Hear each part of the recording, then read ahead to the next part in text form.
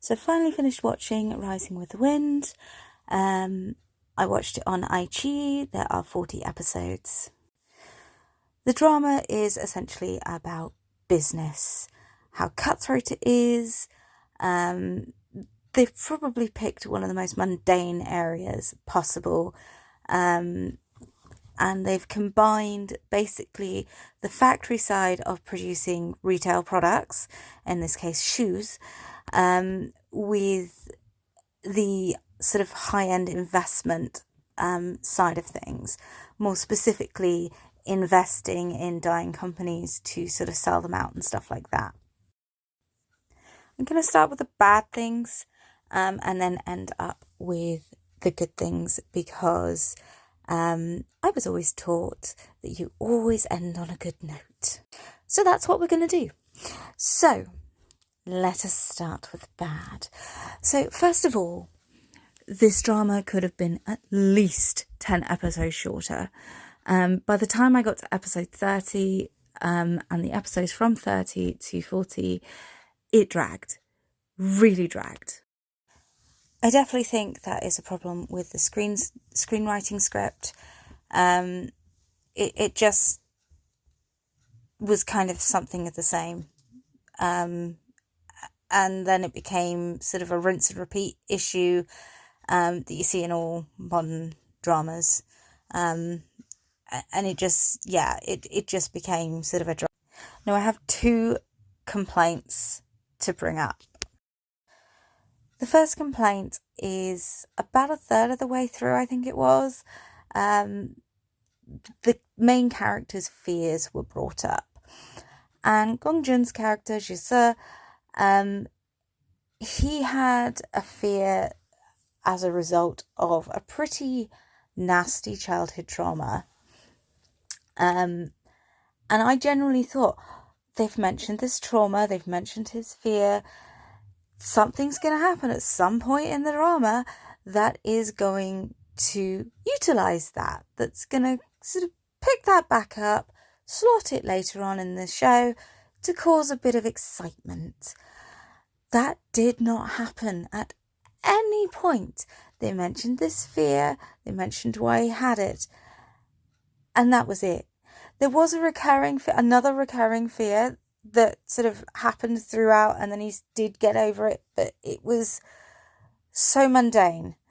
It really was. The other fear, I expected something. The mundane fear, we kind of got it, and then we got a very short explanation at the end.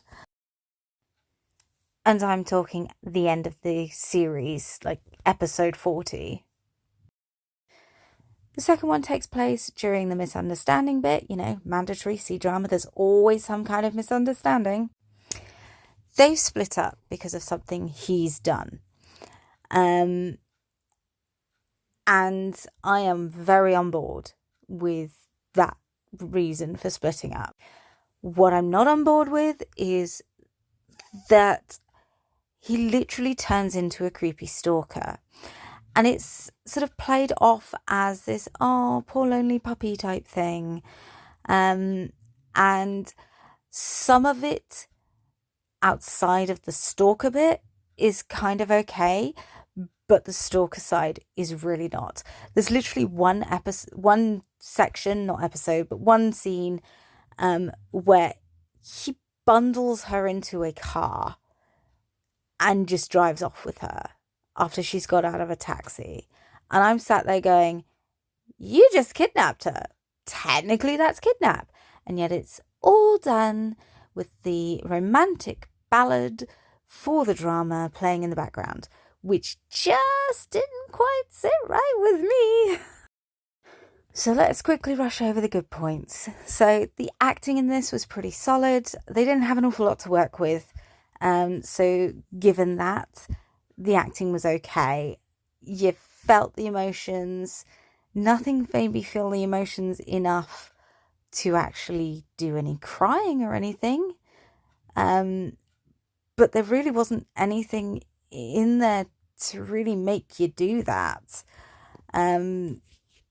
anything that potentially could was not built up enough in the first place to make you care enough to cry, which is very much a writer problem.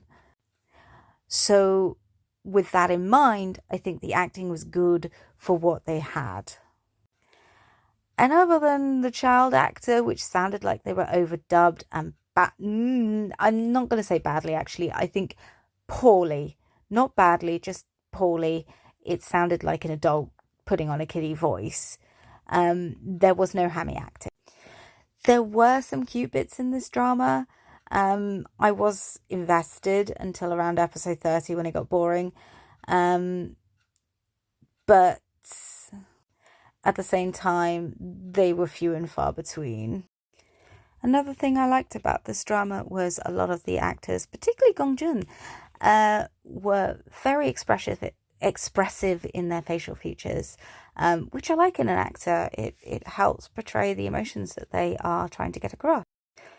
On the plus side, the episodes were only 45 minutes long, and the ending credits were reasonably long, so the episodes weren't too long in themselves, which was a bit of a relief as I wasn't really enjoying it that much. Would I watch it again? No. Would I recommend others to watch it?